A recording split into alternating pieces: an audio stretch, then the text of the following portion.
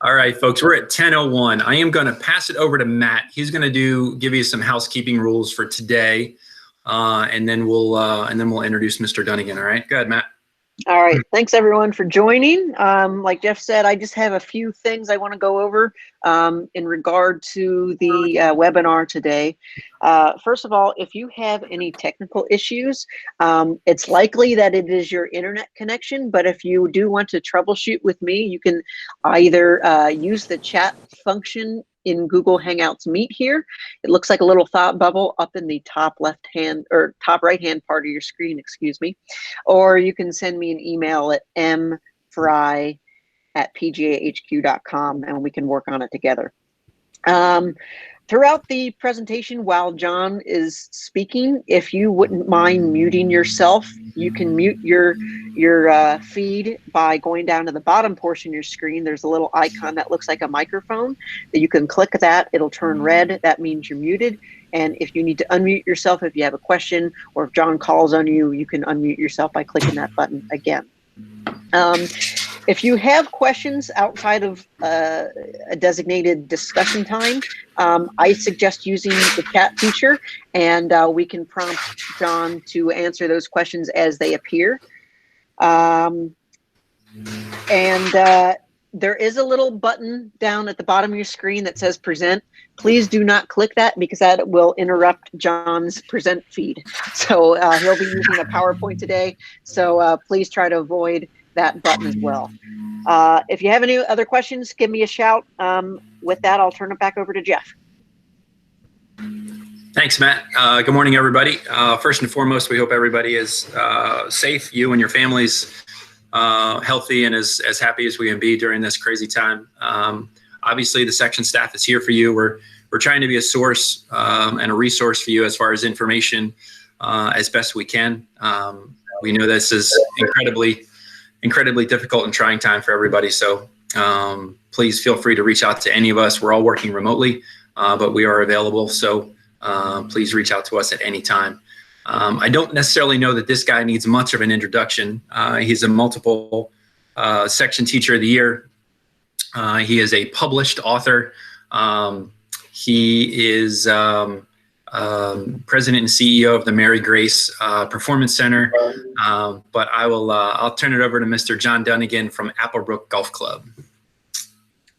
Thank you very much, Jeffrey. Pros, hi. I know need not say this is some strange time we're having right now.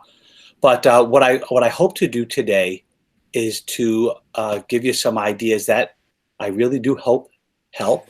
And I'm going to let you know what I'm doing.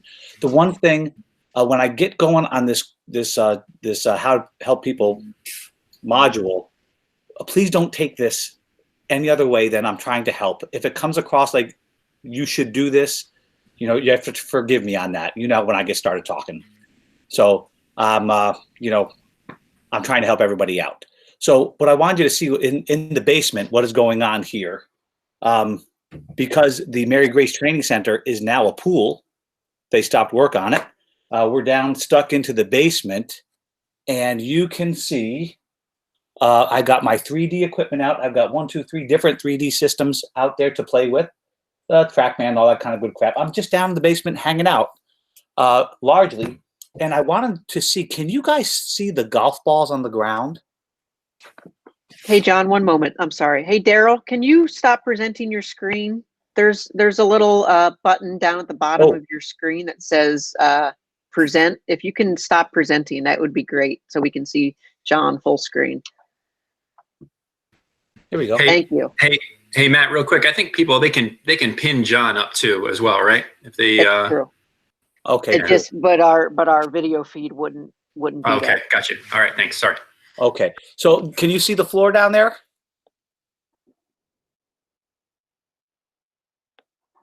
Maybe not. Right there, John. Perfect. Okay, see the golf balls? Well, you only see one golf ball.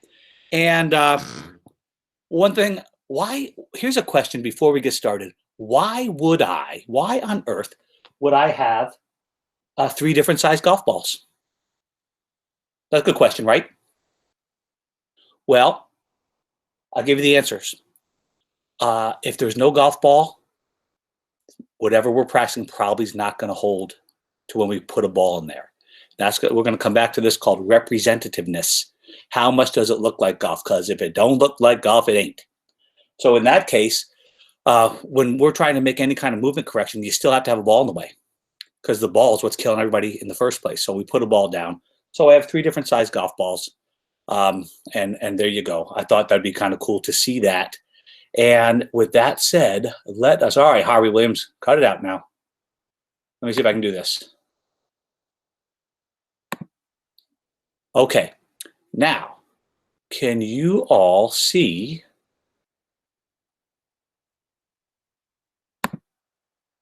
what's going on here? Nope, not yet. Present now, a window, and there we go.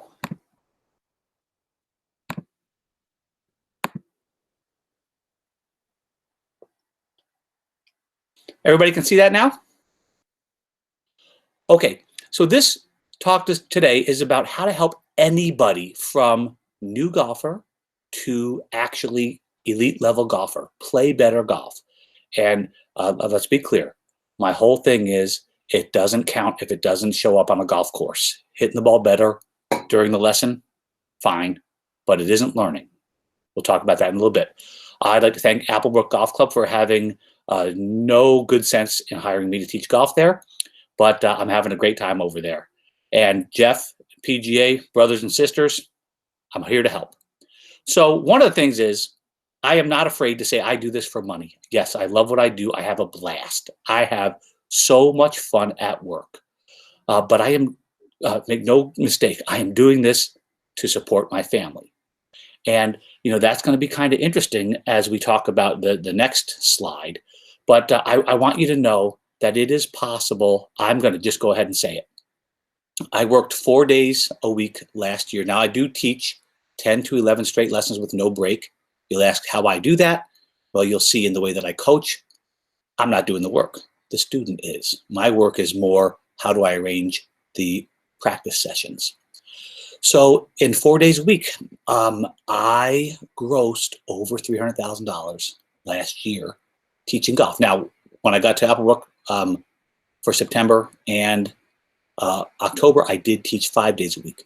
So it is possible, if we're turning out good students that perform well when it counts, that our students will be our own raving fans and they will build the business for us. And I'm just going to give you some ideas on what I've done over the past 38 years of doing this. Since 16, I've been teaching. I started in tennis. I have, that's amazing. It's the only job I've ever done. I don't know how to do anything else. So I'm hoping that we can take this thing online. So I've already started. I've already got 6 students. And there are options. There are several options that you have out there. Now, I'm using Swing Catalyst because I have their video system and their force plate system already. And the Swing Catalyst app, I'm having my students either film their golf swing and text it to me where I can upload it. And then I have to upload it to the cloud, download it from the program into the computer program. Or they can just send it directly through the app, which is really cool. You have Coach Now, which I know they're a supporter of the section. And that one is fantastic. Huddle, never used it, but it's out there. Coach's Eye, never used it, but it's out there. V1, I did use many, many years ago. I'm sure it's way better than it was. Skillist, one of my friends is doing that. They take a chunk out of you, by the way. You can FaceTime, and yesterday I did a Zoom lesson with an entire family, and it's interesting that they see the value in this. And well, the way that we can do it is you can do a free trial if you want. I'm not doing a free trial, but if you had to do it, there's some value in sending out a free trial. Right? Hey, let's try this out. Let's do a nice video golf lesson and see how it works. And if they like it, they'll sign up. So you can stream practice, right? I know a bunch of my friends are doing that right now, and you can do it that way. I know that my neighbor's daughter is doing streaming dance class right now. So they're doing all the dances in a streaming fashion. A little harder for practice, in golf, but you could do that maybe as a one person, using Zoom or something, or FaceTime. Free video tips. So I'm sending these out on a regular basis. I don't know about you guys, but our students are getting a little depressed. I'm hearing from some of my really good students.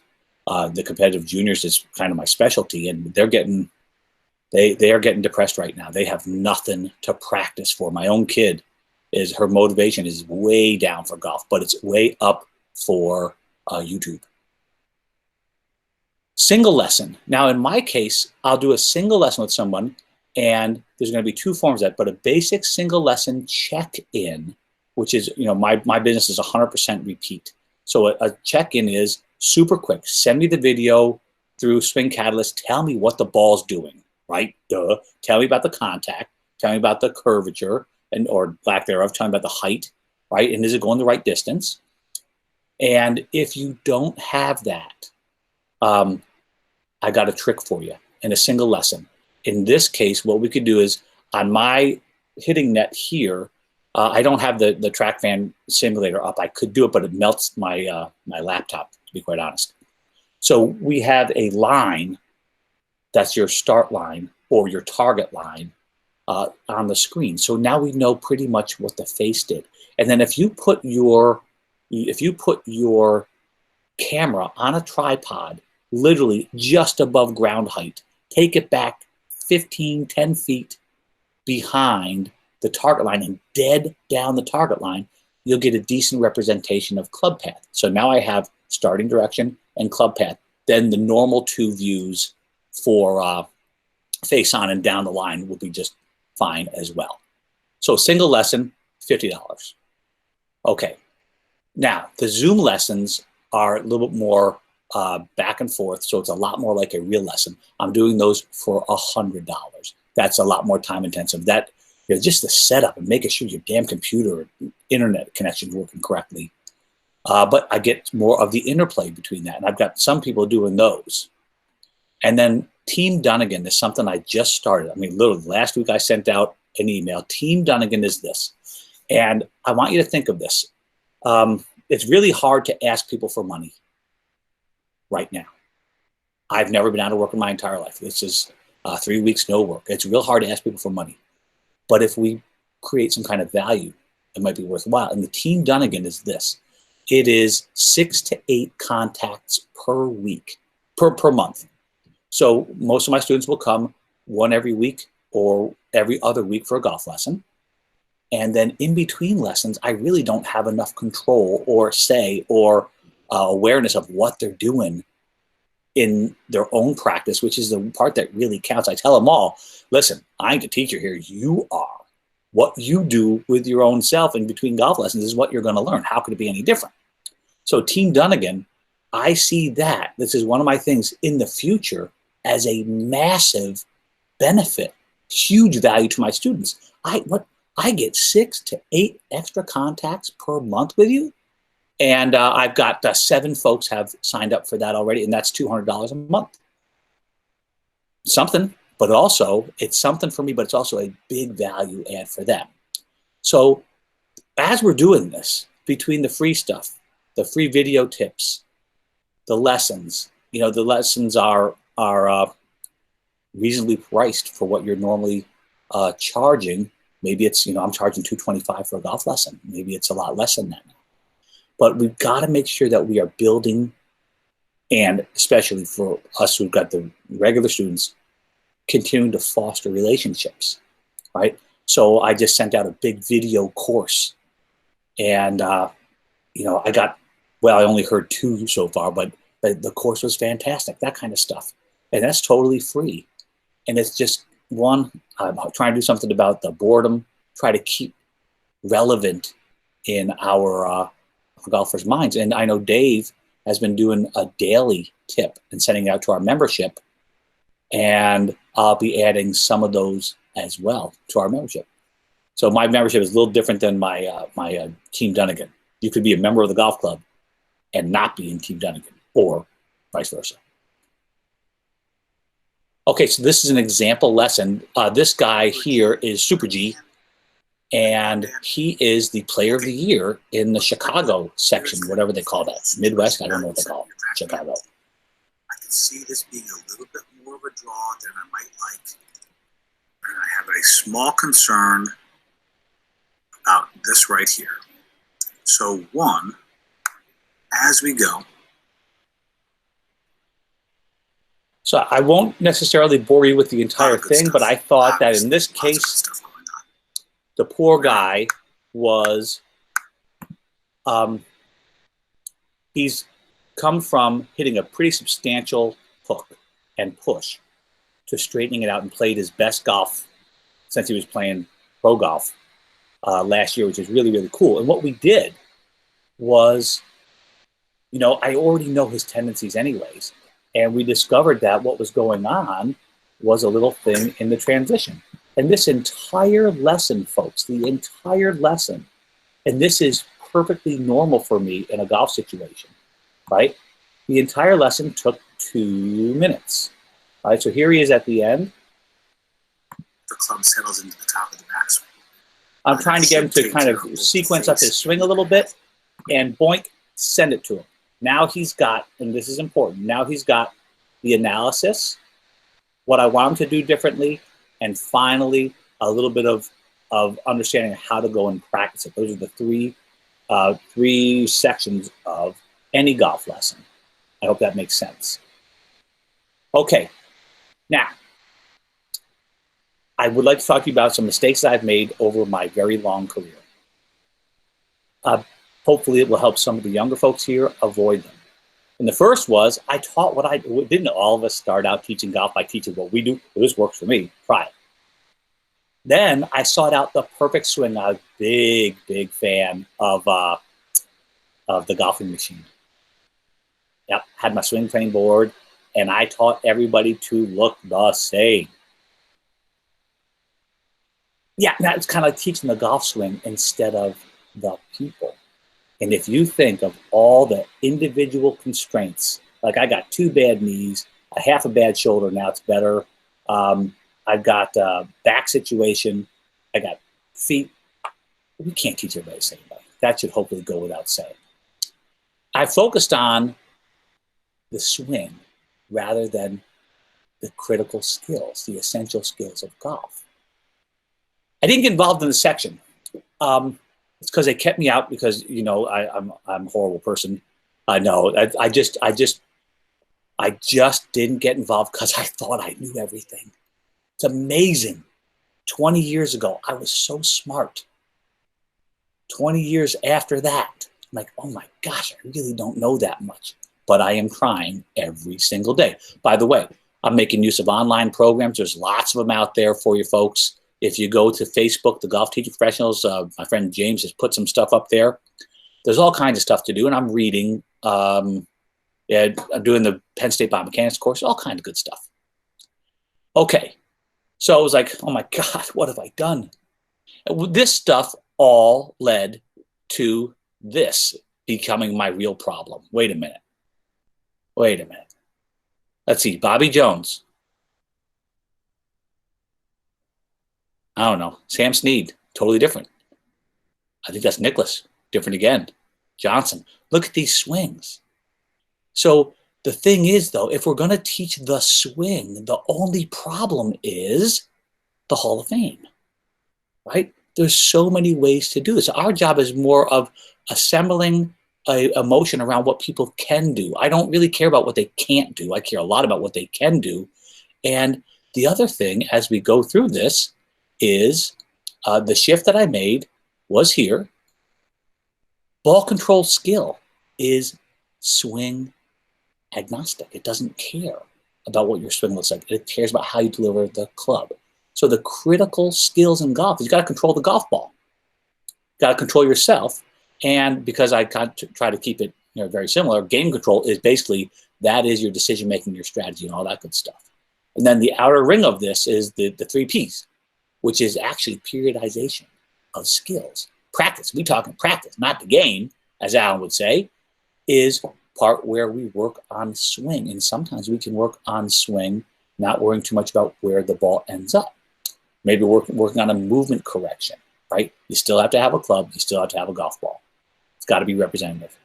Prepare is getting ready to do battle. So practice is not the game. Prepare for battle. And then perform is the actual transfer test.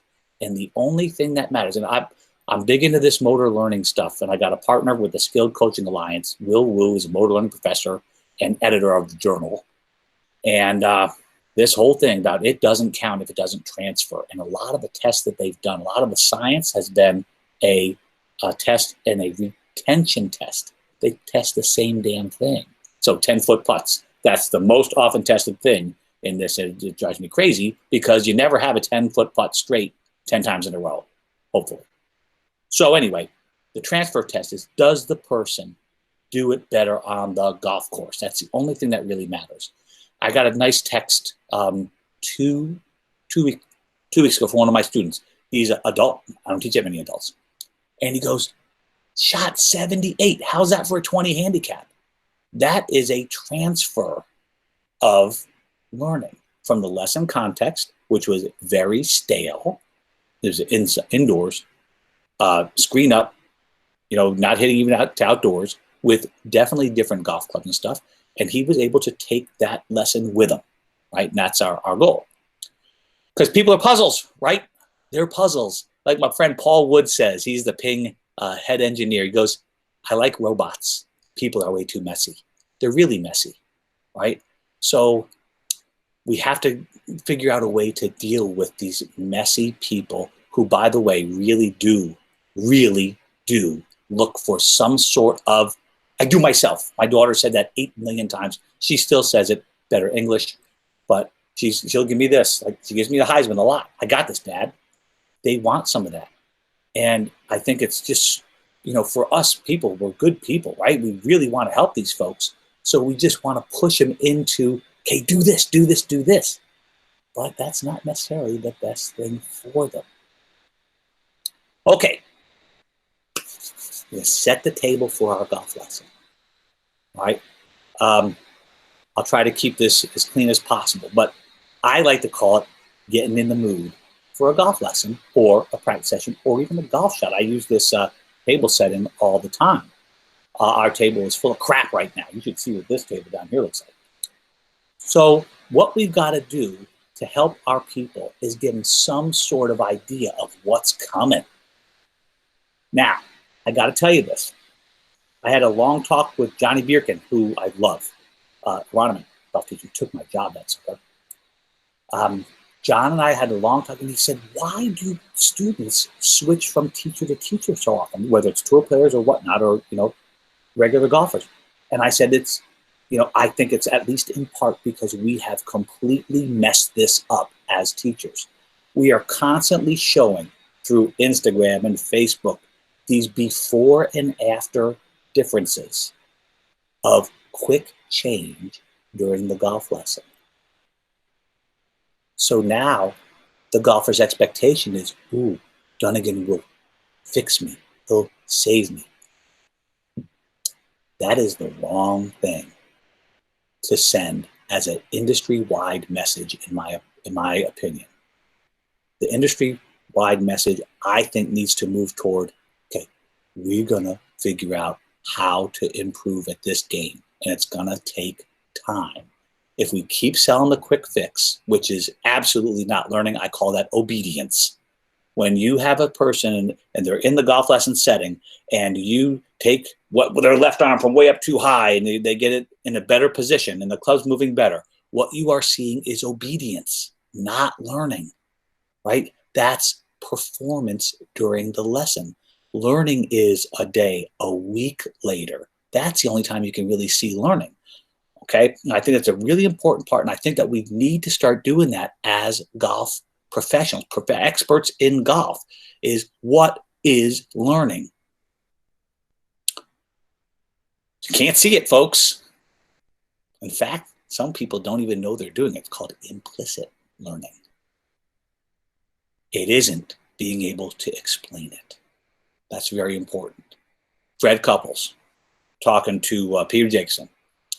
And they're giving a clinic at the Fred Meyer Challenge. For some of you, you'd have no idea what that is, but that's okay. It was a long time ago. Fred Couples, you know who that is. And Jacobson's telling, okay, Fred, hit a draw. He hits a draw. Hit it straight. Hit it straight. Hit a fade. Hits a fade. And he goes, okay, what'd you do differently? And Fred goes, I don't know. Well, yes, he does, but he can't explain it. In fact, there is some of this explaining it that may actually, like Brad Faxon. Brad Faxon was to write an article for Golf Digest. Maybe it was Golf Magazine. I can't remember, to be honest. And he said it totally messed up his putting because he tried to put a cognitive understanding on some of the stuff explicit that's outside of him. This whole cognition of what he does, that he does automatically, and it messed him up. So after the lesson, I don't have people explain how they're doing what they're doing. I ask them to maybe explain to me, what are you going to go practice? So performance in the lesson is not learning. I'm sorry, it's just true, folks. So errors are essential.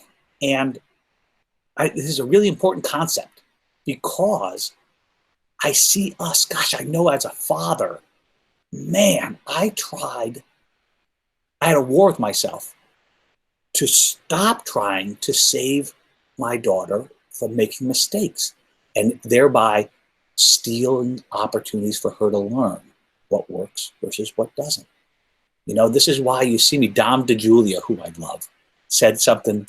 I was talking about how little I talk during golf lessons, and he said, and correctly, it's because I might tell stories and stuff, but it's because I'm not doing the teaching. What I'm trying to do is set up the learning environment for the golfer so that they have very few words from the coach in their head about what to do and how to do it, right? Or at least how to do it. So we can create this by how we organize the entire world of golf instruction. We can create golfers that expect to and want to struggle.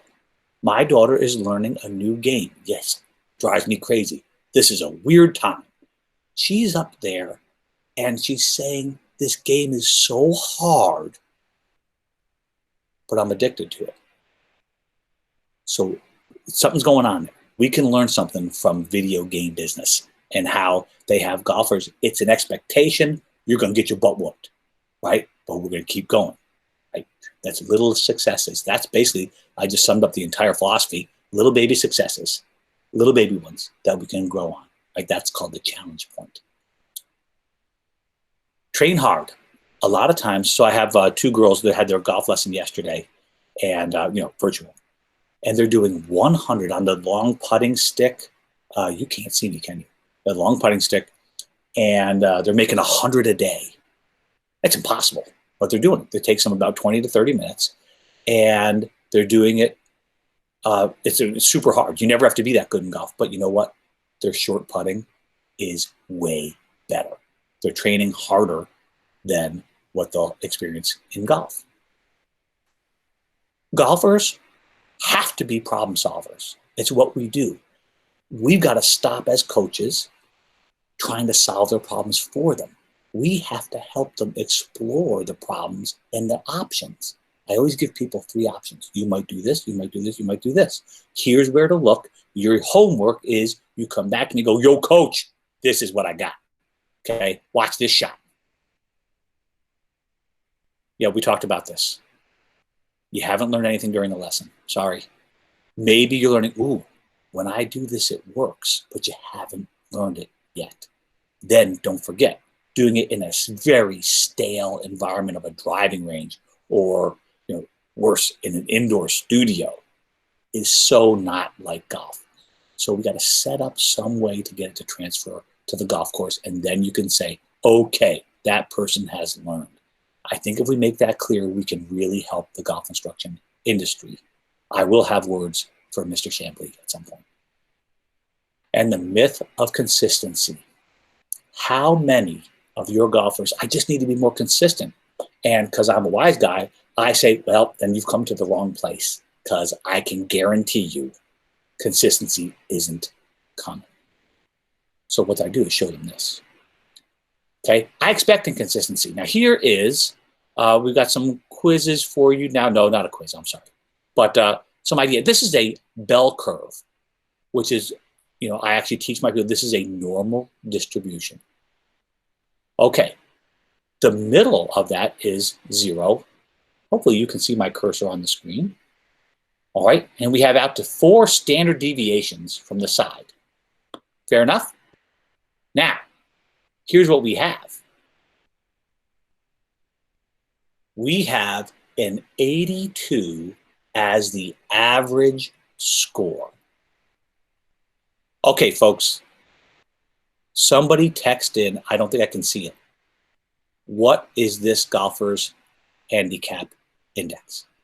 Let's say just handicap. Go ahead. I'll give you 10 seconds. Somebody type that in. Okay. It's a 6. Did somebody put it? I can't see the screen. Sorry, folks. It's a 6 handicap. Now, here's our sincere problem. 38% of his scores will be around 81 to 83. From here, we got 30 more of those, right? So 68 between 80 and 84. Well, we can go on, but we don't have to do that. Look out here. Wait a minute. A 6 handicap, what's he expecting to shoot? Let's see. Okay, so we have a 6 handicap. 72 plus 6 is 78. Folks, you see where this is? Right? Well, he doesn't understand this. Right? That may be a normal result. It's rare, but normal. But it's just as normal for him to shoot 86. Somebody, okay, good. Thank you. 86 is as normal as 77 for this poor guy, right? And but people think they want more consistency, and I use this all the time. I had a slide. I had it. It's not in this presentation, but Jason Day, when he was #1 in the world, 62 low score, 84, 82 high score. That's normal, folks. So when you get a person and you get a parent and you have a kid in a parent situation, the parents really want the kids to be good. And the kid goes and shoots his best score, 76 ever, and follows it with an 86. And mom and dad are like, oh my God, what happened? It's normal. We have to help our people understand this. So the facts are, the only way this person can get any better golf is if he improves his or her skills so that his center of that curve resides on a new number. That's the only way there is, but the variance will stay the same regardless of skill level. I think Rory McIlroy is an incredible golfer. He is bad for the game of golf. I'm just kidding. He's actually showing pretty staggering consistency, isn't he? These top 5s, top 10s are amazingly consistent. But if you look at his score range, I just saw him, months ago now, I guess, shoot 64, 74. There you go, folks. If it's happened to the best, it's happened to the rest. Okay, so we're all hardwired to learn. This is just a fact. By the way, at this time, does anybody have any questions that you would like me to answer already? I will try best. This is a little bit unwieldy because I can't see the chat in this while I'm sharing the screen. But guys, if you have any questions, go ahead or tell me to keep going, please. I'll prompt you if there's any that pop up, John. Beautiful. All right, learning is what we do. We are hardwired to learn. It's built in, right? It is built in. It's what we do for a living. Sometimes as coaches, again, we have to set up the learning environment rather than try to teach. Mike Hebron is a friend of mine. He's a very nice man and very good guy. And he says, stop teaching me so I can learn. I'm projecting. I have no idea what to expect. If I let the anxiety take over, then it's going to be worst case scenario. That's all I've thought about. But I do think it's possible. I think I'm capable of doing it, and that's what I'm going to hold on to. But yeah, I'm scared as hell. I didn't really know what it would look like when it's finished. I think it looks pretty awesome. I mean, it's like watch what you wish for. As far as I know, no one's done anything like this, and so people keep asking me questions like, "Well, how do you approach?" I don't know. I'm just gonna find out. Yes. It feels like the first time I tried to live. Like I just walked up to it and was like, "Holy shit, what have I done?" but I'm up for the challenge.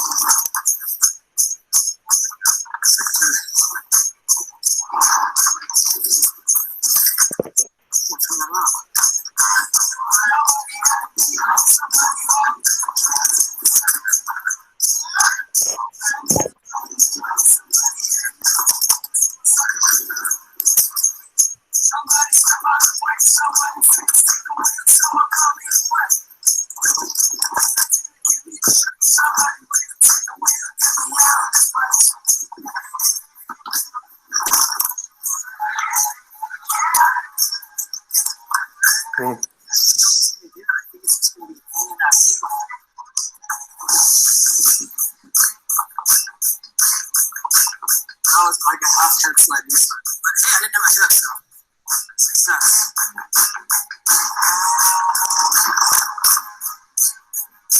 It just has that right. I'm down. Stop.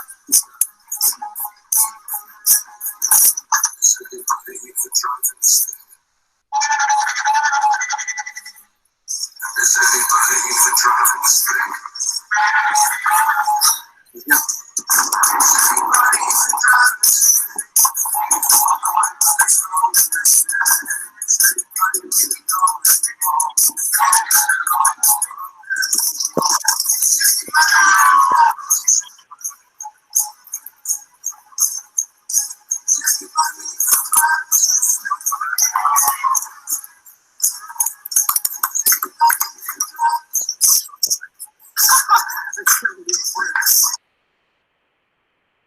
Isn't that interesting? So if you don't know, that was Tony Hawk. I showed this video to all of my golf students, and I've done this in a lot of presentations I've given. What I find is that Tony Hawk, one, is the undisputed heavyweight champion of the world in skateboarding. Right? Think about that. The guy knows what it's like to be the best. I did get to hang out with Ivan Lendl for 3 days. That was pretty fun. I had a good talk with him. Anyway, what are some points that we learned from this? One, he was a little scared, definitely nervous. Number two, challenge. I'm psyched for it. Right? I'm psyched for the challenge. He actually said it. Right? He's scared. He's psyched for the challenge. And one of my students said, well, why did he put pads down there? Right? Why did he put pads down there? Because he knew he was in for a beat. He knew he was going to be expected to have to struggle. Okay? Then you saw him try to solve the problem. We usually don't get very hurt in golf. Then you could see him go, I got this. And then you could see him go, I don't got this. And he took a break, and he lay down, and he just kind of thought about it, right? Tried to change the pictures in his mind, and he actually ended up, I got this. And then what did he show? He showed, you know, that the result of that skills versus challenge point is yippee skippy, the dopamine effect. So that's a real good idea of what it takes, right? Now, did he actually learn it? Well, he definitely performed. I'd like to know how many hours that took, by the way. Now, tomorrow, if he comes back out and he can do it, then we say he learned it. My guess would be tomorrow he'd come out, he'd have to struggle up again, and then get it probably quicker. Then the next day, probably quicker. And if he stopped practicing, like so many of our adult students do, they might not. They might have a wholesale reversion to the old stuff. Well, after all, learning is experience, folks. You can't tell somebody the ball flight laws. You have to get them to experience them, right? How do you get them to do that? Maybe, you know, my first lesson that I ever had, way back when I first day one of golf, was the pro pointed the face over this way, he pointed the face over that way, and he pointed it straight down the fairway. He goes, go hit them all. That's how I learned golf. Shot 76 in 3 months. And think about how much that man got me to learn and how little he said. I don't even remember his name. Isn't that terrible? That was, man, I was a young guy back then, man. Well, anyway, everything else is just information. And I don't mean that in a super negative way, but having stuff in your head isn't learning. Being able to do it really is the learning. I don't need my people to understand the golf swing. That's my job. I don't need them to be able to analyze the golf swing. That's my job. Analysis is not the instruction. And experience is our number one instructor. Goes back to what we said earlier. Create meaningful, useful experiences, right? Control the learning environment. So it comes down to learner-centered coaching. Now, I found this picture on the internet, so I don't know who it is. The question I have for you is, you've got 2 kids, 1 adult. We're going to call him a golf coach. Probably is a dad, though. The question is, what do we see going on here? We see the young man, I think, in red, all by himself, practicing, looking at, let's see, the ball roll or the target, whatever it could be. That's okay. And we see a young lady who is being wrestled into some kind of improved performance. Now, the question is, number one thing, who's having the better learning experience? If you picked the young man in the red, you are correct. Think about this. I'm bringing new meaning to the words of hands-on instruction, and this in the left is not it at all. We're looking for an immediate performance improvement, so we get in there and we basically putt the ball for the kid. Is the kid's brain sending any signals to the arms, hands, etc., to create the outcome? No. Therefore, who's doing all the work is dad or the pro. And this is not the way that we want to do this at all. This is not the way. Again, we don't just let them fool around. Make their experience. If the kid is struggling, make the target bigger. In fact, start with a really big target, and then only when they show that they can get some in there, do you make the target smaller. I hope that makes sense. So who's doing the work? Whoever does the work does the learning. Never forget that, please. Struggle. Struggle is good. Remember that movie, Greed is Right, Greed is Good? Well, struggle is right. Struggle is good. JIT. Yes, I remember one thing from college 7,000 years ago. Just in time is what that stands for. I will intervene to my student just in time to give them a little bit of help, to kind of nudge them in the right direction, not force them in the right direction. You might want to, something like that. Problem solved. It's what we are, what we do. I really think it is so, if you think about the way people are brought up now, this is going to be on the test. How many times when you were in college did somebody raise their hand and go, is this going to be on the test? That's not problem solving. Well, I guess in a way it is. And the thing is, we've got to create independence.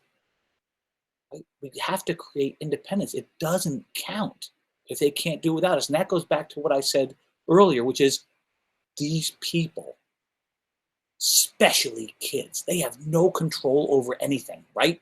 They're told what to do all day, all night. They're looking for autonomy. So I'll give you an example of creating a sense of autonomy with a little Dunigan trick. My daughter is quite the saxophone player. Now she's quite the guitar player, which is really cool. Never wanted to play guitar, despite that we have 17 of them in the house. That's okay. So when she was little, I mean little, maybe 4 or 5, it was this. Hey, Mare, what musical instrument would you like to play? Question mark. Now, important in that question is this.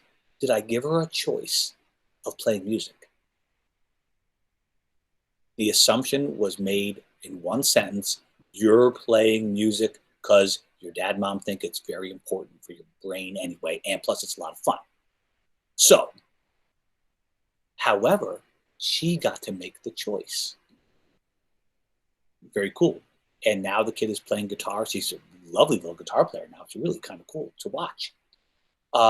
And interestingly, you know, when she got into high school this year, she's a freshman, and she was all psyched up for two things: band, because she's quite the saxophone player, and the golf team, which is really, really cool.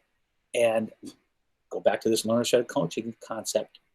This is the power of one. All summer, she begged the band teacher, please send me the music.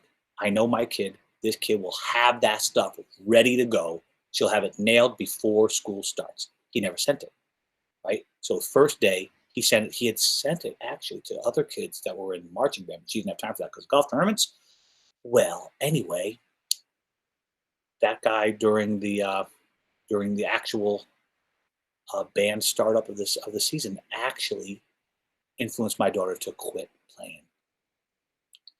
We have enormous power in our hands, and it is extremely, extremely important that we realize the power that we hold with our students. We can turn them on or we can turn them off. It's a really big deal. And finally, the reactive neuromuscular training. I did not know what that's called. That's coming from Scotland, my friend at Swing Catalyst. So about the hands-on coaching, I will pull people in the direction of the flaw. Does that make sense? Instead of trying to get somebody like holding their hips and forcing them to turn, I'll do something different. I'll hold their hips and make it harder for them to turn. So they've got to really turn on those muscles. So now, in this case, who's doing the work? When I'm turning the person, me again. Who's doing the learning? Me. More importantly, who's not doing the learning? The student. When I'm holding the student, I'm getting a famous Dunigan bear hug, we call that, and they're having to move like heck. That is the student doing the work. Reactive neuromuscular training. And it's a really important part of this, keeping this, it's about the learner learning, not necessarily the teacher teaching. Hey, John. Yes, sir. Roger Hoover asked, don't you have to at least give them a starting point to learn emotion? I need a little bit more clarity on that. The starting point would be mostly we're going to make use of the mirror neurons. People are real good at watching and copying, or doing a decent job of copying. Go that way first. I would always go that way first. Now, you might demonstrate, by the way, one of the things I learned from Dr. Wu in the Skilled Coaching Alliance is demonstration is best done first. Before we even start, okay, we're going to work on this today, and then you demonstrate it. That's, again, the leveraging that, and the stuff that I like about this motor learning science is a lot of this stuff has been vetted, and I'm not going to use anything that hasn't been vetted except for when I get my little spidey sense that this might work. So use demonstration massively. Hope that answers your question. Okay, so one size fits nobody. Don't forget that. Don't forget that at all. And that was a very important part of, you know, why we have to have so many tools in our toolbox, folks, is because people are all different. They all bring their own own stuff to the golf lesson, their own biases, their own experiences previously had, right? It's very important. So I like to say the sample size equals 1, and I'm cool with that. And I love, my favorite lessons are the ones where the student forces me to have to come up with a new idea. I love that, because that's another tool in my toolbox. Okay, so in the lesson process, what's the ball doing? Okay, that's the most important thing. Hopefully we all agree with that, right? What's the golf ball doing is first. And now the one piece of what we'll call declarative knowledge that I need for people is I need them to understand that the ball's doing exactly what you made it do. Every single time, the ball has no brain in it. Whatever you did with your golf club caused the ball to do that. Every result you get is a perfect result. Yep, you heard that right. So now, next, if I can't make the ball do something differently, and sometimes it's just the power suggestion. Hey, why don't you try hitting it over here? Why don't you try hitting it over here? Why don't you try, okay, wait a second, the ball's not being hit. It's the ground's being hit first. Why do you think about trying to hit the ground over here some more? Does that make sense? Because that's what the club's doing, right? So ball, then club. The ball's doing something we don't like. Okay, what am I doing to the club? And this begets the whole thing right here. This is where I would suggest that we live in a golf coaching environment. What's a ball doing? What's a club doing to the golf ball? Because people tend to move, their brain moves them in the most efficient manner possible given their anthropomorphics, right? Their own body and their injuries and all that good stuff. Their brain is looking for the most efficient, okay? And when we kind of nudge them over time, or a little bit more of a kick in the pants over time, if they can do it, but they'll usually show you what they can and can't do. Now, don't mistake that with having bad habits, because that's a different thing. So, what's the golf ball's job in golf? Go to the target. What's the golf club's job in golf? Send it there. What is the body's job in golf? What's your job? Is to swing the golf club. Okay? Now here we have the K-Vest screen with the tiles, function, all that good stuff. I'm telling you, when you get into what their body's doing, it's a daunting task, and you want to keep it external. Now, external focus is, hey, could you turn your belt buckle backward away from the ball more on the backswing to increase hip turn? You won't hear me say turn your hips more very often at all. I'll say get your pocket back, get your belt buckle back. I'll put a stick like you see in the pelvis, the white stick coming out of the pelvis. Hey, can you point that stick backward more? That kind of stuff. Keep it external if you have to get into the body. But here's what I ask people. Okay, what's the ball's job? What's the club's job? What's your job? Are you sure you're doing your job, or are you doing the club's job? Most of our students are doing the club's job. They're trying to hit the ball. And I say to them, because I'm fun, if you hit the ball, it would hurt a lot. I've been hit by a golf ball before. It's not cool. Your job is to swing the golf club better, folks, right? And they really start to go, wait a minute, I've been doing this wrong. Yeah, so when your club, you keep topping the damn golf ball, what's the problem? What does every golfer say? I'm picking up. I peaked. I looked up. I got to stay down better. You know what they never do until they've been taught this? Is they go, my club came down too high. My club bottomed out too far back. We could go there. What do you got to do with your golf club better? It's the way we're hardwired to learn. If you want to get really into the body, this is my TPI system. And yeah, this is gross. This is really cool though. I'm thinking about, by the way, maybe we could take a poll somehow. Would John Bierkin ask for this? Would you be interested in a graph reading kind of webinar like this? Because I can cut this down pretty cool, show the screens I want, and show the motion of the avatar while we're going through the screens. But that's the AMM system. Very cool stuff.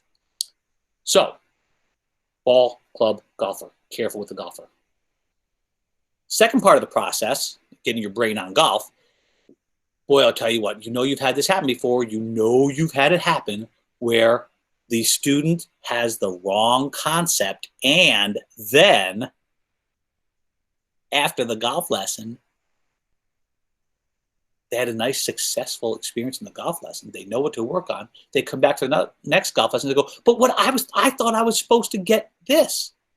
So it helps us a lot if during the lesson process, the first process, we get some of the concepts and beliefs about golf. Because if we don't change your concepts and beliefs, we're going to have a hell of a time helping them change your golf swing. How skilled is a golfer? Okay, that's very important for how you'll teach them. Unskilled golfers may indeed get a lot more blocked practice. That means doing the same thing over and over again. And as the skill level increases, we change, it's called contextual interference. We change shots more rapidly, much more golf course-like random practice. set expectations, as we said. Explore options is a really big deal. Exploring options is a really, really big deal. I'm not trying, I want them to look in, here's the door you look in, right? In this corner here, we try this, might try this, and then get back to me with your homework. Really cool part of this whole process. And it turns out to be terribly effective, yet simple. We just have to be more disciplined in how we organize our students' learning environment. And I'm telling you, people, I'm telling you, this is how to get your lesson book full. Personally, I don't even want more students. I want fewer students. I cannot get in all the ones that I want now. And that is only because of this approach. Yeah, my students know, especially the kids know that I love them. That's for sure. That's very clear. But they could see the results in what they're doing because of this approach.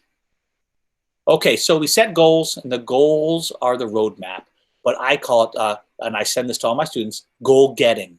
We don't set goals, we go get them.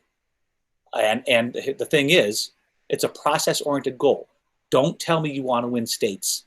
Or you can tell me you want to win states, but then go, okay, here are the steps we take to get there. It's about the roadmap. I like to say, goals are crap. It's all about the map. Your results in golf are a function of your skill level, plus some luck, plus some interference. Well, plus or minus interference. Okay, moving on. So whether the lesson fails or succeeds, we have some critical factors. Goes back to our ball control, self-control, game control. Okay, what's critical in a full swing?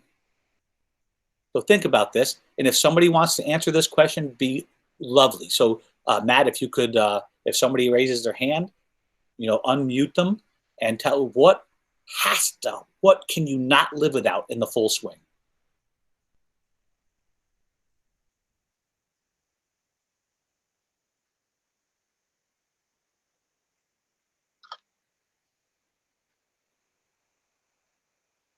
All right, no responses? Fine.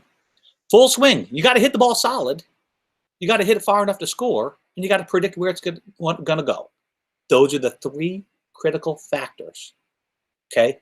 Grip, other than the fact that you have to hold the club, is not a critical factor. We wouldn't see such variation. And when you're looking for what's critical, and you're looking at body motion or whatnot, or anything, think about this. Is there somebody else executing at a very high level, doing something different?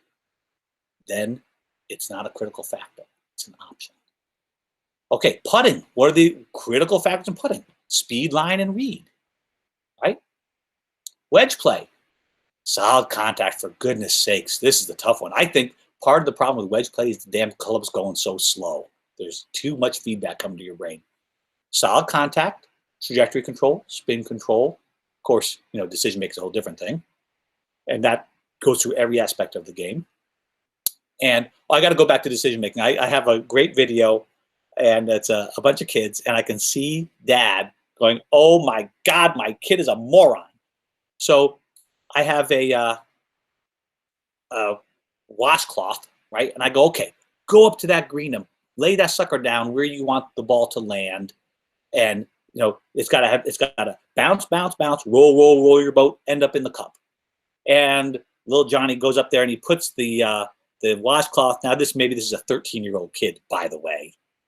And he puts the washcloth about 6 feet from the hole. And I go, so you think that this ball can bounce, bounce, bounce, roll, roll, roll your boat, end up in the cup if you land it there? Yes, I do, coach.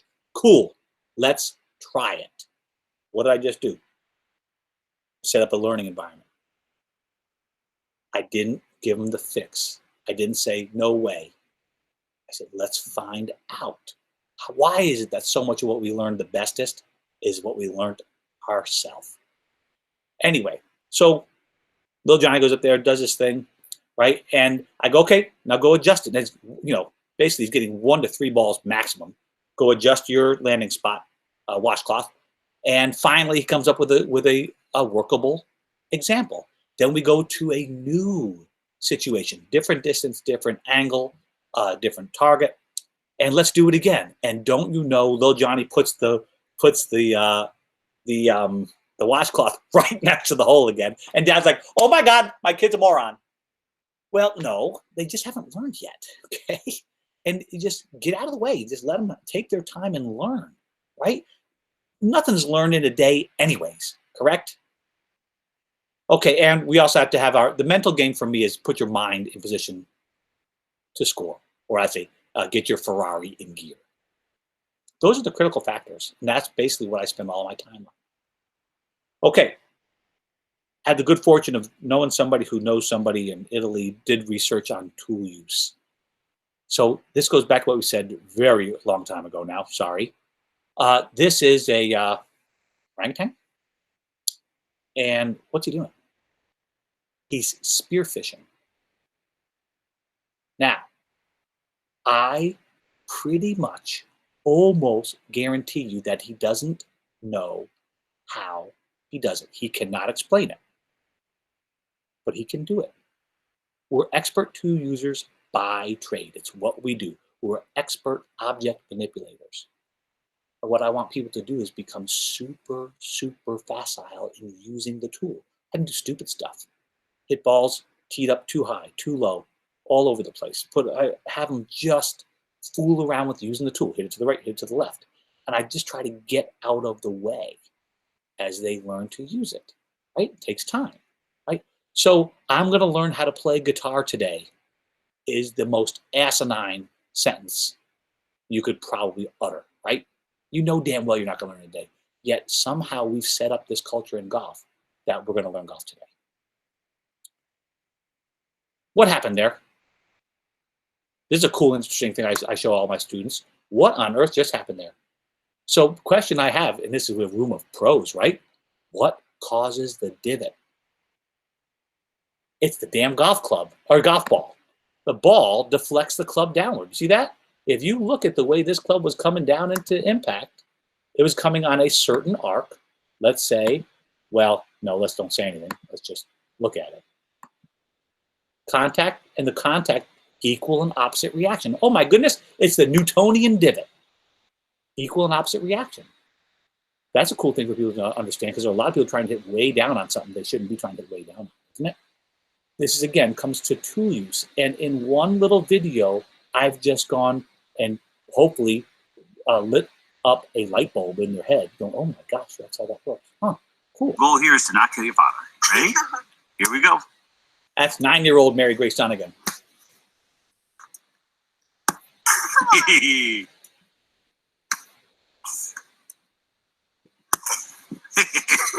I think I've already done it. Good. Nice. Okay. What the hell just happened there? Aside from that, I almost got killed. By the way, if you have one of those perfect putters thing that rolls the golf ball, that works much better than rolling with your hand. But anyways, that way you can sit to the side so you're not sitting 90 degrees from the kid because they could throw one right in your forehead. This is an idea of implicit learning. Okay? This is, what did I tell her about contacting the golf ball? Nothing. I'm just letting her brain experience and soak up that experience of trying to hit the golf ball. Right? We have a whole bunch of drills for that kind of stuff. That's really kind of cool. But I don't teach impact. I don't. Impact is an event in the middle of a motion. It's not a position. I'm sorry, just not, right? I don't believe that you can teach people how to make good. I believe that they can learn it on their own if we set up the environment correctly. Well, after all, think about this one. I'm going to teach my kid how to balance on a bike. Another asinine statement. You can't teach balance. You have to find it. Can't teach low point control. You have to find it. We can. There are a bunch of people doing like line drills, the divot line with the paint on the ground, finding where the club bottoms out. That's wonderful stuff because it's putting it on the student. But my podcast, which is about done now, is called High Performance Golfcast. And the tagline is Get Dirty. Turns out that may not be the best idea for the name of a podcast, so I didn't name it that. Go ahead, search that one if you want. Anyway, this kid is going to learn how to ride a bike. There's no way on this earth you're going to teach him to ride a bike. Johnny, balance, lean to your right. This is absurd. Yet we try to teach golf like this. Like, don't. Here's the bike, right? That's what else you're going to do. Demonstrate to them and let them fall. By the way, when they learn how to ride a bike, put them on grass, not that stuff. We'll make mistakes. Mistakes are how we learn. Bobby Jones said, I never learned anything from any tournament I won. Willingly, happily struggle again. Understand the rules. That's where the rules are. This is the brake on the car. If you're trying to drive a car, you don't know which is a brake, which is a gas. We got us a problem, don't we? And learn the same way you learn to ride a bike. We got to stop trying to get people to learn in one day because it ain't happening anyways. Can you do me something really stupid? Yeah. Turn back on your back. The Big E, Eric Kennedy. Okay, now get that light up here. Now, can you do that for me and get that thing as far up as you can? Hear that? Yeah. Yep, okay, face me, do again. Way up. Good. Okay, we're going to put our club in our hands, try the same exact thing.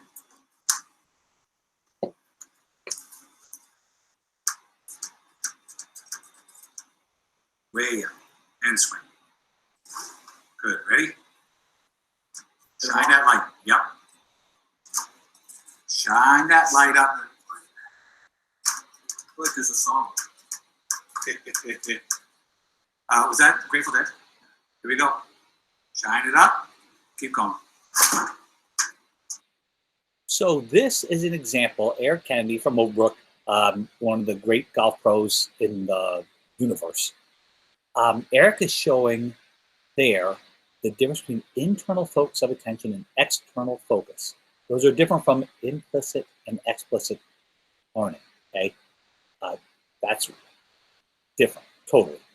Internal focus is a body part. Now, as hopefully some of you were getting right there, I was trying to get the Big E to get out of forward flexion too much at the end of the backswing, okay? Because I believe that it would actually help him speed the golf club up and get a more consistent club face control if he moved less away from the target with his upper body. So the goal was, okay, that's what I want to try to get across. And then I had him shine this light up. And you know what he did? He loved this lesson so much that he went and got me, you can get these little lights from Amazon, and they're car door lights. And he got me ones with the Batman logo. And I use those today, which is really, really cool. And what I'm trying to get this mechanical, technical point across. And I'm saying, can you just point the light up there? That's external. Could you extend your spine? That's internal. Can you stay more centered? That's internal, right? And we're going to have a cool word. There'll be a test at the end of this. Just kidding. Muscle co-contraction. So, for instance, when you're teaching someone to externally rotate their trail elbow at the time, trail shoulder at the top of the backswing, okay? You tell them that and you give them the internal cue. Their brain will give them that cue, but it will contract the muscles around that body part segment called muscle co-contraction, which makes it not perform very well. And one of the most clear pieces of evidence there are in this coaching business is the value of external focus of attention cues in terms of both learning and performance over internal. This is a really big deal. So, you know, everything you do, you've got to try to get this to an external cue. I use sticks across the belt loops. I use all kinds of stuff to get people. Turn your shirt buttons here. Point your belt buckle this way. Hey, can you do me a favor and can you, whatever, the list goes on. Sometimes I'll put tape on somebody's, like their lead shoulder, right at the edge of their lead shoulder. I'll hey, can you point the tape into the ground? And it's very effective. Very, very big deal. Very big deal. You got to stop the body part interest. So by the way, if I want somebody to externally rotate their trail shoulder in a external fashion, I will hold up the pizza tray. I have like a pizza box shape. I actually have a pizza box for it too. I just have them hold that up. Then I'll put the club and lay it on top of the pizza box, which is really cool. And they go, oh, I can do that. Of course I can do that. Right? The degrees of freedom in the shoulder are massive. Some people do have a constraint in there that makes them not able to do that. Then we got to find out a whole new way for them to play golf. That, how much can you get at a setup? When you've got a person that doesn't move, alter the setup, grip, stance, alignment, ball location, right? Tilts, all that stuff. When you've got a person who is physically constrained from being able to move the way you want them to move, change setup, baby. All righty. So who's the best golf teacher ever? My students love this question. They go, oh, you, coach. And I go, yeah, no. Is it Butch? Is it David Ledbetter? Now, before we say anything bad about David Ledbetter, he did make it possible for us to teach golf for a living. He invented the job category. Well, the fact is, Goldilocks is the best teacher ever. That goes back to the options. Give them options to experience rather than just trying to fix them. Okay, this is a very, very big deal. So that's part of the homework program is, okay, well, we're trying to get the handle of the golf club more deep at the end of the backswing. I want you to explore deep, too high with it, too low with it, too deep, not deep enough, right? Go home, next lesson, check in, tell me what, show me what you got. What did you learn from that practice? It's called practice variability. I've called it Goldilocks my whole life, and yet the motor learning field calls it practice variability. Very important. We're always trying to do it exactly right. And the thing is, exactly right is one data point. It's only one data point. What we are looking for is more data points. Your brain needs to compare to learn. So if I give it 3 data points for every one, I might be triple the effectiveness. And that comes back to the point of stand back, I'm about to try science. And that's how I teach golf. I teach golf with this, I see this golfer doing this. I hypothesize if I try to put this intervention in, that this should change. And then we go test our hypothesis. Now that goes right back to the golfer who is going to create that hypothesis and test it and then evaluate it afterwards. Right? It's so simple, right? I'm about to try science. It's just such a simple approach, but I guess it just takes a lot more discipline to keep it in this way rather than just constantly barrage. I saw this. Okay, hit it. We'll fix it. I'm not sure that's the approach we want golf as a golf coach. So when we're giving feedback, this is really important. Giving feedback is something we should do with a sense of being cheap about our feedback. Couldn't come up with the right word for that. I want you to be stingy. Don't give too much feedback. What do you think? I'm always avoiding giving the answer too easily. I want them to think, see, feel, reflect. Because they have to be able to interpret their own feedback or they're going to be lost when we're not there. And that is, as we say, no bueno. That's going to help them, and we're going to continue to help them improve their interpretation. We'll offer clues. You might want to look here a little bit, right? So that they can do their job without us. And lastly, for goodness sakes, don't come up with feedback right after every shot. Oh my gosh, don't do it. Give them a chance to process what went on, right? And maybe give feedback every 3 shots. Maybe if you had a really good golfer, you gave feedback every 10 minutes, every half hour. Yikes, that's called controlling the feedback schedule. Very important, because this is part of my trick to help make it stick. Here, Helen and Jeff Young are chipping from close to the green with a pitching wedge to learn how to add loft through impact and skim the ground and hold them out. This is an example of, kind of stuff I'll put on Instagram sometimes, Facebook, whatnot. It's not a before and after picture of look at the improvement. It's a concept for how to get people to learn. So what we have is two girls that have way too much forward shaft lean coming into impact. Okay, so, and I just did this with a girl who's going to Duke on a scholarship. She actually, I took away her high lofted wedges. She can only chip with a 50 degree now. These guys are using pitching wedge because the only way to get the ball up high enough and land it soft enough and stop the ball quick enough is to get the club shaft back in what I call neutral, where it's kind of straight up and down. Forward is leaning forward, and in reverse, they might have to feel it in reverse. And then I'll give them those, they'll practice that part of the practice variability. Get it into forward, get it into reverse, get it into neutral, and I'm controlling the environment, as I call it, environmental task control. That comes to this. That's BB, Benvenuto. She's playing Symetra and LPGA Tour. I love this kid. I've known her since high school. She is just the greatest. She is such a good kid. So the constraints, this is Carl Newell, and it turns out that Carl worked at Penn State, and I didn't know it until this year. I'm devastated, because I would love to go hang out with this guy. That's his thing. The individual constraints, structural, that's me. I got body parts that just don't function, right? However, I can make a golf club get to a golf ball still, because my brain is learning to adapt around my structural constraints. The environmental constraint. Now, she's standing on that Tough Lies 360, which is not cheap, but damn, it isn't really good. I love this thing. And what we've come up with is a little too much inside out in the swing. She gets a little what she calls stuck, okay? And actually, what she does is not stuck at all.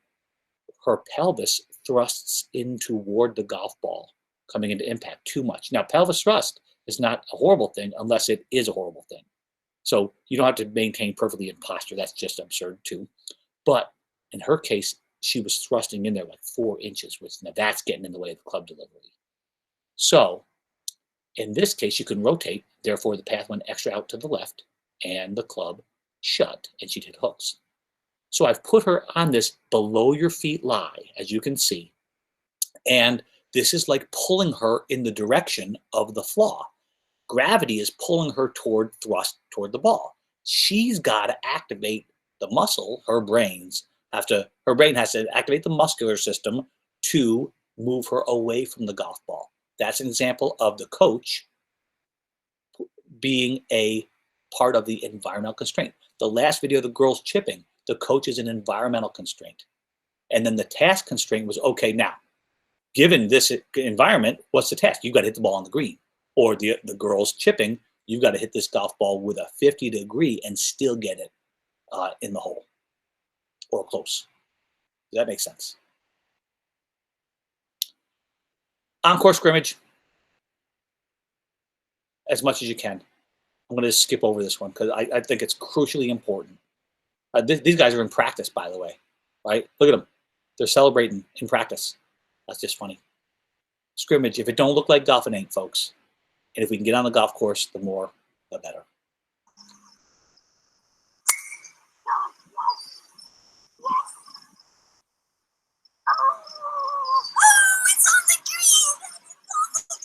It's closer than mine, you stink. Rotten kid. Now, yes, I know. I'm a dad. What are you going to do? I'm sorry. But that's Kid Delicious. And this, I think she was 9 years old at this point. And maybe 10. And that kid would not play from any tee. That's Hartford National. I used to work there many moons ago, and we joined there a few years ago. We're at Kennett now. It's a blast. And no matter what, if she didn't have to hit over something, she refused to play. So she has this own way about challenging herself. And then this is the secret to motivation, because just like we saw in Tony Hawk with the circular skateboard thing, which is the coolest thing. I did get on a skateboard game and killed myself after that, but that's okay. Nick Iacono can skate. she's got this challenge, and then she is just absolutely thrilled by achieving it. It's no secret. It's so simple, folks, but we got to use it. And the key is, don't make the challenge too damn hard. Don't make it too soft. How do you know which is correct? It's not an 80% success rate. The student's going to show you very, very quickly, right? Read the student. It's always nice if we have rules, but there's not many rules in that case, okay? Just watch your students' body language and what they, you can see it, and they'll even say it to you out loud too. Okay, we're coming to the end. I'm hoping I'm not boring you too poorly here. You can't play golf without left elbow, can you? Well, maybe you can. But the skill is more important than the technique, okay? And I'm gonna change technique. I'm a total golf geek. Whether it's the 3D motion analysis and the education I've gotten, whether it's the forces that your golfer applies to the handle or the forces in the feet, the kinetics and the kinematics, man, that's where I live. But I don't teach it in that kind of a technical manner, right? So I will change technique as much as I can possibly do it. It'll be in an external focus of attention manner. If it is causing the person to not be able to execute the critical skills. Does that make sense? I start with the intended effects. What do you want to do, particularly with the club, okay, and the ball, and then maybe with the body? Not necessarily how to do it, what to do. By the way, I was on a webinar, and one of the parts was, and I'm pretty up on this kind of stuff, right? And I had the question, I actually got a text during the webinar. We're talking about loading. And my question was, what the hell does that mean? Load what on the backswing? What do you mean load? Right? Like I want to make sure that I'm defining everything. My friend said the same text to me. Load what? What's loading? Right? Well, it helps if we define all that kind of stuff. Like I tell people, and because it's kind of funny, because now the low point is not the low point in your golf career. The low point is where your golf club bottomed out the deepest. Okay? And we now have an instant understanding of the low point, the bottom of the arc. Right? Very simple. But I'm telling you right now, I do this, I still do it to this day, not as much anymore, but have you had lessons before? Yes, I have. Okay, what are you working on? Well, trying to I come over the top, I'm trying to come from the inside. Okay, could you demonstrate, here's a stick on the ground. Can you demonstrate what that means? And the students stand up there and go, in a no ball condition, folks, no ball. I can't demonstrate it. You got a problem, right? No definition, very little learning going on. Measure twice, cut once is something I got from Cameron McCormick, who is a very nice man and a friend. Measure twice, cut once. I'm always using the least invasive method. Okay, and that goes back to our hypothesis way back in the scientific method, the stand back, I'm about to try science. I'm thinking 2 or 3 steps down here on how this is going to shake out. And I'll tell people, okay, we're going to try this and see how it shakes out through the system, you know, because your brain's got, that's why I've got to give them time, right? Give them time to explore it so you can see how it shakes out. I tell everybody, your brain ain't dumb. Got to get out of its way so it can learn. And keep it external. That hopefully now goes without saying. Keep it external. Well, by the way, we had a real good discussion in our office hours last week about the proximity of the external focus. And one of the questions is, should we focus on the target? And right now, there's some evidence that says the more expert the performer, the more their attention can be drawn out to the target. But it may be that if we want somebody to be aware of the target, maybe the start line, maybe we have this, have them mentally draw a line on the ground, just a couple feet in front of the ball, like an alignment stick down, but you can't put the alignment stick down because they have to take it out of the way. You can do it for a few, but then get it out of the way and make them visualize it to have an idea of start line. Or, okay, now see, picture that and start to the right of that. That's a great use of external focus and the near to far target. Make sense? So this is the Skill Coaching Alliance. Folks, I'm not going to try to sell you anything. It's a cool course. The comments we're getting, it's actually a full semester. And it's a blend of motor learning science, Dr. Wu, with Old Dunigan coaching. It's really cool. The comments we've gotten are phenomenal. There's a reason why I coach the way that I coach. That's all I'll say about that. Okay, now, finally, folks, look at all the stuff that we do as coaches. This is a group. Unfortunately, some of the kids have left. I did a single person clinic for jeepers, way over 30 kids. And we had a blast. How could we possibly do that? Because I'm not trying to teach them. I'm trying to set up learning stations. And we had a darn blast. And the kids were like, when are you coming back to the Philippines? Never. It was 21 hours in an airplane.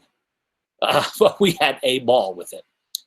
And, the kids, the adults, I look them in the eye all the time, right? I listen to them. Gosh, kids are never listened to. And truly speaking, a lot of times when we're coaching people adult-wise is, we're always used to saying, no, you got to do it this way. So eye contact, listening, those are your two number one keys to showing you care. You can say it all you want, but you got to show it. And because we care, we change lives. People, I'm telling you right now, please understand, we change lives for the better or the worse. It's what we do. The power of one. Please don't forget that. This is very, very, very important. I have to say this, I take making this fun dead seriously. Well, we'll open it up for questions. And that's all I have for the presentation. I hope that I didn't bore you too much. I hope that really, really helps you do your job better. Thanks, John. If anyone has a question, just go ahead and unmute yourself and chime in, and John will take it.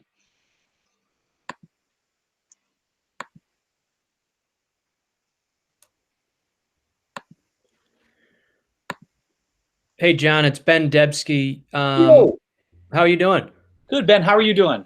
I'm doing great. Hey, just, great stuff. Appreciate you taking the time. How much club fitting is playing into your instruction, and how much are you relying on that maybe to help students instead of technique? All the time. All of the time, Ben. We got to make damn sure that the clubs fit. And I'm looking at that all the time. One of the things I've been doing a lot more is just checking the damn grips on people, right? So many of our people are playing with grips that are just completely, utterly shot. It's just terrible. And I'm also looking at the club makeup, right? The club makeup in their bag is often wrong. Like right now, I have got the wrong hybrid. I guarantee you that. I need a 4, not a 3, desperately. So, that kind of stuff is all the time. I got one student with clubs that are 1 inch long, and his, knuckles to floor measurement is 3 inches shorter than mine. He's using a golf club that is a full inch longer than mine. So he's sticking the heel into the ground all the time. Yeah. So yes, club fitting is very, very important to me. I do quite a bit of that, actually. Roger Hoover asked if you have any favorite books on instruction or that you can recommend in downtime. Books on instruction.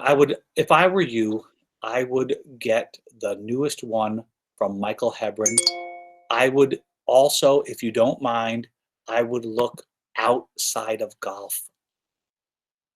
I'd look at Terry Doyle's book, Learner-Centered Coaching. Terry Doyle. I would look at Dan Coyle's stuff, like the Talent Code was really cool. He's a very nice man. I would look at Make It Stick, and darn if I can remember the the author of that. Darn, Make It Stick is really good. Gosh, I have a whole, I mean, reading is what I do. I am reading right now a textbook by Ian Renshaw. And that is a constraints-led approach. There are some podcasts that are out there. I've done some stuff with, I read some of Michael Hebron, and I really liked him up in Fiddler's Elbow. And I Yeah. quoted him in my last paper I did, actually, for some stuff. But yeah, Doyle is something I kind of heard of a little bit before. Yeah. Sounds good. Yeah, there's lots. If you email me, johndunigangolf@gmail, I'll go. I have an actual slide with a bunch of really important books down.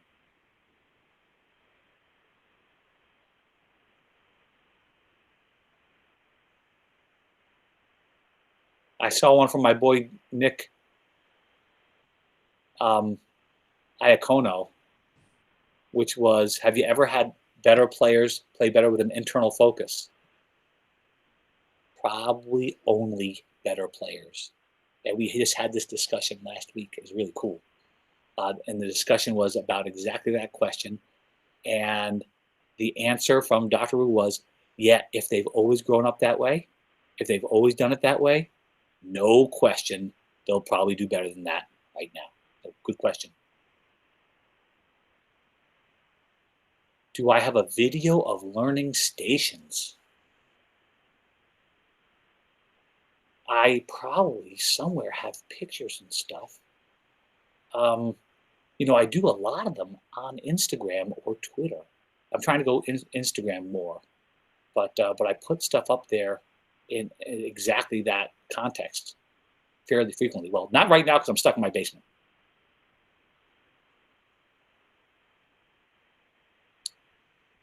Make It Stick by Mark McDonald and Peter Brown. Great, Paul. Thank you. I can probably, if I look at this, gosh, I'd have to go through a million of these slideshows, which is, there's no problem with that, right? But let's see. Oh my gosh. Yeah, I have like 800 slideshows on this stupid thing.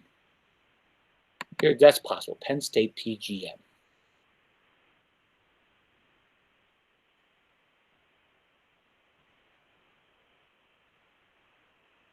No books on that one. All right, I'll make up a reading list if you want. I'll do that. Anything else, folks?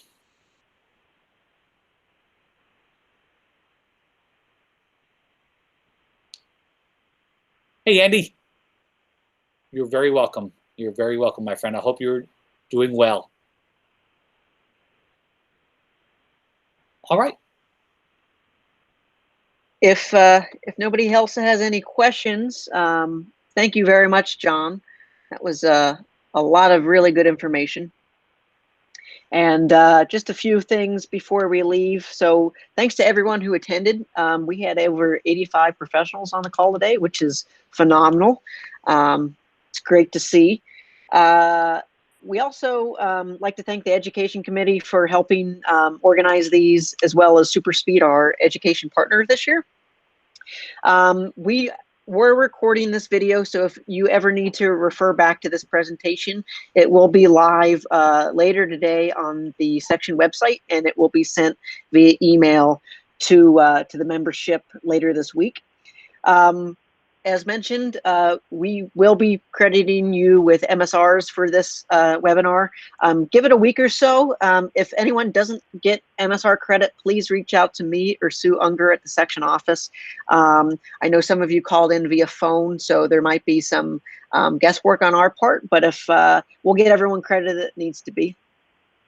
If anyone has any feedback or questions for me, as far as the webinars go, we will be doing several more of these in the coming weeks. We just sent out an email yesterday about our rules seminars. So if you have any feedback or suggestion, I'd be more than happy to hear that. And if you have questions for John, you can either send them to me or directly to John. I'm sure he'll be more than happy to answer those questions. as Jeff mentioned at the beginning of the call, the section staff is all working remotely like the rest of the state of Pennsylvania and most of the section. So if you need help, we're here to help. Reach out to us via email or telephone. All of our cell phone numbers are available on the section website on the COVID-19 resource page. So that's all I have. So I'd like to thank John again for his time. It was great. And I know Eric mentioned that he'd like to help you, John, with a graph reading webinar. So maybe we can get that set up here in the future as well. Very cool. Hey, was yesterday's webinar recorded, and is that up already, by the way? Yes, sir. Yeah, and everyone can find that on the website. It's in the featured area on the homepage. It'll say 2020 webinar archive. So you can just click on that. We have that one and the one we did with Will Robbins on Monday as well. All the future seminars will be loaded onto that page as they become available. Cool. All right. Here we go. Thank you, everyone. Okay, thank you, guys. Bye. Your time. Thank you. Stay safe, please. All right.